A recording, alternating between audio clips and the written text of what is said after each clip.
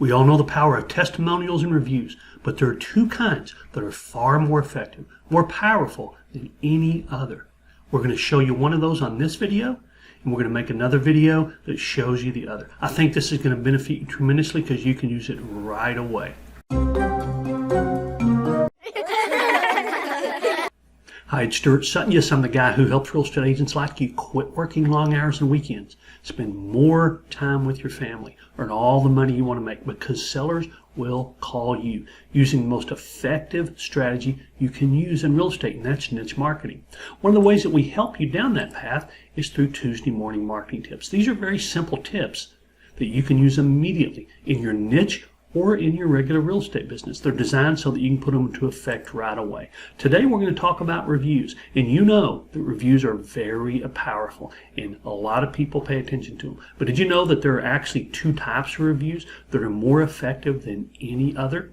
Well, we're going to share those with you. One on the video today and another on a separate video. But let's jump right in. One of the two types of reviews that makes the biggest impact actually kind of makes sense when you think about it. And you have seen it. You probably would really, well, you'd name it if you really thought about it for a second. And that's a review from an authority figure. So what's an authority figure? Well, somebody that's recognizable. If, for example, you know somebody who has, well, an air of authority, a reputation, a good reputation, by the way, that their name is recognized, and they say, hey, you do a great job as a real estate agent, that's going to carry a little bit more weight than just the average person that nobody really knows about. Okay, if you're looking to hire a roofer, maybe a review by Nolan Ryan could carry some weight. I don't think there's any doubt about that. Or if you know Peyton Manning, his reviews or testimonials tend to carry a lot of weight. He's hired by, of course, some of the biggest companies in America to speak for them. Same with Danica Patrick.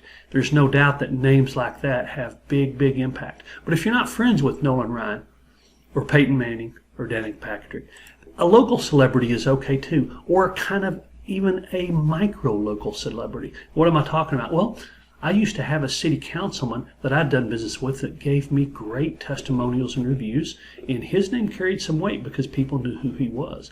There might be an HOA president, assuming, of course, that they're well liked, that everyone kind of knows who they are, and they say, hey, this real estate agent does a great job. That carries a little bit more weight. Anyway, a review written by someone who's respected is something that we would call a testimonial or review from someone of authority. And when you have that, you've got something that's a little more impactful than just a typical review.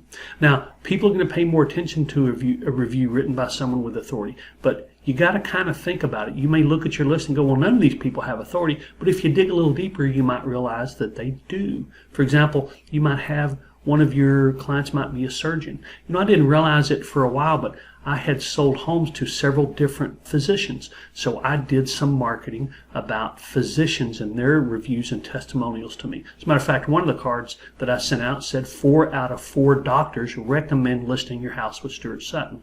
Obviously, you know, I took that from a TV ad, but it was very effective. I got a lot of comments on it. What if you know, like the police chief or a principal? Well, Oprah Winfrey, I just kind of threw in there to see if you were paying attention.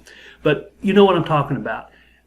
For example, maybe the president of a local company or somebody that's kind of well known in the community, a restaurant owner, lots of different things. Bottom line is that if you use somebody that people recognize, it has more impact. So don't use ambiguous reviews that people don't really understand who they are or what they are. For example, you see all these reviews sometime and it says, written by Richard S. Well, who's that? I always get my seller's permission to use their full name. And a local celebrity could be someone as simple as, I had a seller who everyone in the neighborhood loved. They really liked them.